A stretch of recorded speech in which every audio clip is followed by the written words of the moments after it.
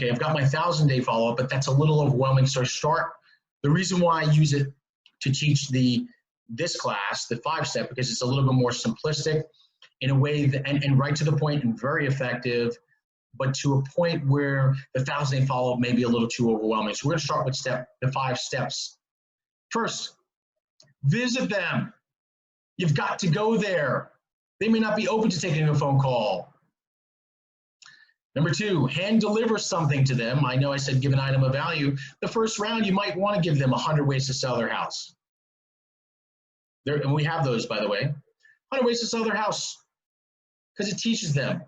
Or you can take the 1,000-day follow-up, and you can also put some ways how to sell their house. Because why? When you call them during the follow-up, you'll be able to say, hey, what did you think about that pamphlet that I gave you? Did you have any questions? That's the way you'll build confidence when it comes to following up with these folks. Step 3, hand deliver another FSBO guide that talks about money, right? Maybe closing costs, transfer tax, find articles, items of value again as you go through the process. And then step 4, again, visiting them again. Notice that the phone, the FSBOs, there's a lot more interaction, visiting, help. You're gonna bring them a checklist. We have those as well. Then step 5, then it's the follow-up calls until it's either listed or sold. Because now in those the 4 times you visited them, they know who you are, they know who you're affiliated with. And if you just keep calling them until they say, hey, you know what, we're listed, or they've actually sold it. It sounds so simplistic. In fact, it really is. You just gotta go into action. But we all suffer, including myself, from analysis paralysis. We all do. I still do once in a while. I just do it a lot less than I used to. That's what makes it better. You do it a lot less than you used to. So step 1, you can go to the door, but you're prepared. You look professional. You've got everything in hand. You got your clipboard. You got your seller disclosure.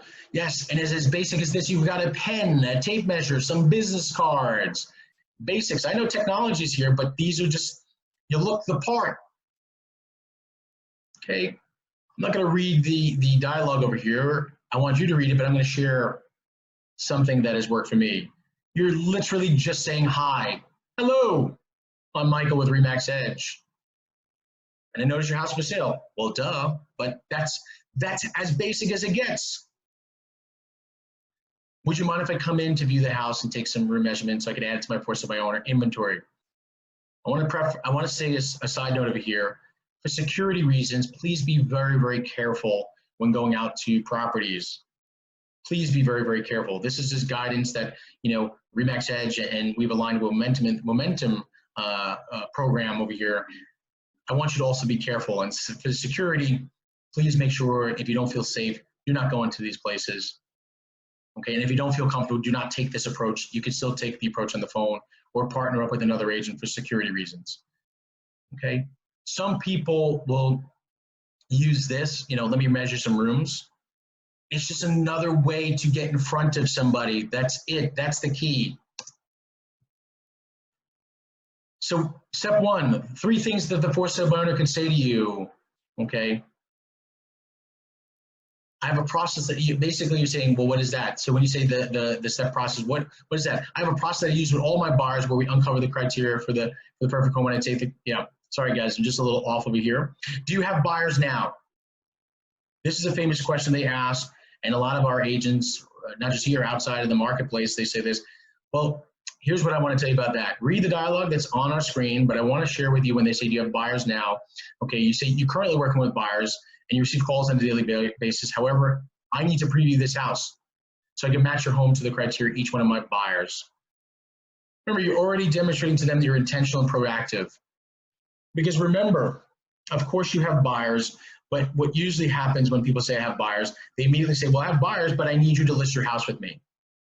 Remember that first week, most for sale by owners are not interested in working with you. They literally just want to know if you have buyers. So what I like to tell people when you do say you have buyers is you would tell them, hey, yeah, I've got buyers. okay? But these buyers, just as I would only take exclusive relationships, and it's okay, I know exclusive is a dirty word. I only take exclusive relationships with homeowners. I also only take exclusive relationship with buyers. So first I want to kind of preview the house as you would want me to preview the buyers when they were coming to your house with their pre-approval letters and having a little bit more of a questionnaire to understand where they're at in the process. It's the same here. The buyers wanted me to preview this house. We don't want to work with a realtor. Remember, don't debate it. Guys, understand, don't debate people that want control. You're going down the wrong path, okay? Let them know the reason for your visit today is not to list the house. Yes or yes? If you're saying, hey, if you're getting in their face, long-term consistency, don't agree with it. I don't believe it's consistent. I've done it before. Consistency is just letting them know, address it. You're not there to list their house today. I would simply like the opportunity to help you sell it. Remember, they're going to say, oh, what do you mean? You're not going to do anything for free. A line that I use all the time, you can read what's up there, but I'm going to give you a line that I use. Well, I want to help you sell it. And the reason I want to help you sell it, because if you take these items of value, if you ever decide to work with a realtor, I want to be your choice broker. I want to be your choice broker. So I want to help you. Well, Mike, what if I don't ever decide to use it? Do I owe you anything for the help that you're about to give me? No, but what I would like from you, Sally the seller, is that if you could recommend a neighbor, your friend, your family, whoever might sell in the future, and that wants to use a realtor like myself. Does that sound fair? Oh, wow, okay, now that you put it that way, sure, that sounds fair. So if you're calling, if you prefer to call FSBO, the sign reads by appointment only, and then use something like this. Remember, so when they put it by appointment only, guys, they're already starting to create this resistance. You ask yourself this: if they're putting by appointment only, what are they thinking?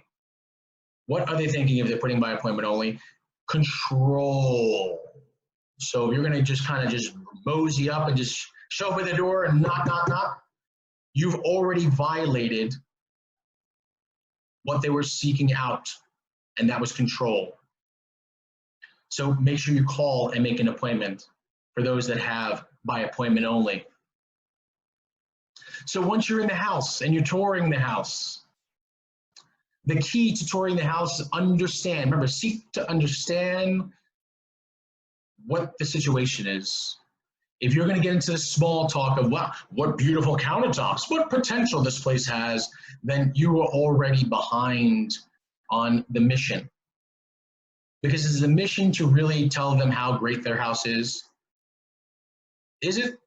Because that's not the mission.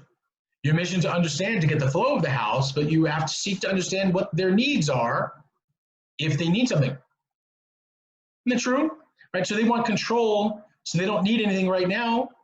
In the first week, probably. They want to sell on their own, but you have to seek to understand where they're going with this. So you're building that rapport.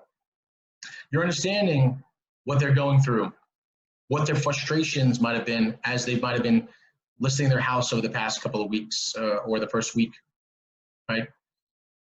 So if you're in a neutral rapport builder, then just do what comes naturally. If not, use questions to get the conversation moving in a positive direction. I'll remind you, use the Ford method: family, occupation, recreation, dream, right? Talk about possibly their family, what they do for a living, what they like for fun, and then what they're dreaming to do, what they're looking to accomplish by selling their house, right? That's just kind of the easy format. Let's talk about some things as you're touring. Are you originally from this area? How long have you lived here? What brought you to here? Why are you moving? These questions should be icebreakers. Sometimes you will get resistance. Yes, this is Brooklyn and Staten Island. This is New York. So people are like, well, listen, are you coming to tour the house, or are you a detective, right? I know what they're going to ask. But your job is to try to break through these things. Oh, I'm originally from Jersey. I'm originally from Florida. I'm originally from, I don't know, the Bronx, but now I've lived in Brooklyn all these years. You want to get to understand. You're trying to build that rapport, because you're trying to understand where they're going next and why they're going next. So you've got to break it down. What do you do for a living? What got you into line of the work, right? For example, if they're an accountant, then they're probably a thinker. They're a thinker, sometimes an overthinker. So what that means is, if they're an overthinker, that means if you're trying to rush them into a list of their property, what's going to happen? They're going to build resistance. That's why I like to know what they do for a living. I want to understand how they think. So this way I don't create resistance between us. You know, example, think about this. How about military personnel? Military personnel, the one thing I know, I've got some friends in the military, or that were in military. One thing I know, they are on time. So you know they're in military, if you're 5 minutes late, right? So I know my mentor says, right, if you're not 5 minutes early, you're not on time. Right? You're not 5 minutes early, you're not on time. So if that's that type of person, and if you show up 5 minutes late and you're being so apologetic, it's over for you, especially with a forced by owner. How long? So now going back to what they do for a living, how long have you worked there? Do you enjoy your work? What will open up, guys? What will open up if you say how long you've been in that field? They might talk about retirement. They might talk about working from home virtually now. Do they enjoy their work? They will build rapport. They will share with you why they might be moving. What do you do for fun on weekends? Again, this stuff sounds hokey, but it's very important to get to understand who you're dealing with. Do you have any hobbies? Okay. So when you're closing, and remember guys, today's class is a straightforward, direct approach rather, to working with forced owners. It is not always this approach. As you build your confidence, the 1,000-day follow-up class that I teach will enhance this experience. But today I'm going to teach you a more direct approach so this way you can become more consistent versus doing this 1,000-day process. So let's go. Closing visit number 1. I really appreciate you allowing me the opportunity to be at your house today, and I wish you great success in the sale. Mean it, guys. Mean it. I'd like to touch base with you weekly. What's going to happen when you say that? Well, I don't want you to. Repeatedly, they might say, I don't want you to. But right, you got to go straight to value. So I can keep the information on your home up to date. Would that be okay? What does the forced sale by owner want, guys? Control. You're not force feed them, so you should ask for permission. Would that be okay? Most people would say okay. If they say it's not okay, it's because they just don't want you to say, I want you to sign with me. Because sometimes they might automatically say, well, I'm not signing anything, so you can follow up if you'd like to, but I'm not signing anything. Don't go into the seesaw of, well, it's worth working with a realtor, because I've done that, by the way. Well, I'm not signing anything. Well, you know, hey, working with an agent, you need to, don't get argumentative. Just ask for permission to follow up. Why? Because when you follow up, you can always say, well, you said it was okay, so I thought it'd be okay. I called you today with this item of value. And again, always say, if there's anything I could ever do for you or anyone you know, please don't hesitate to call me. This is the next piece is send a thank you note. How many people are sending handwritten notes? Some of our agents or offices are doing this effectively, and it's working for them. This is a personalized touch. If you have fear of overwhelm, then don't bother. Just make sure you follow up. Inventory sheet, I'm going to bypass this, but this is a nice way, very straightforward, very, I don't want to call it basic, because these are the fundamentals of building your FSBO business, forced by owner business. This is how you keep inventory of what you visited. So when you call, stop being the agent that believes that they know everything or remembers everything. Stop being that person. Write it down. And it's okay to write it on a sheet. You don't need some app or put it in your phone. Go to pen and paper.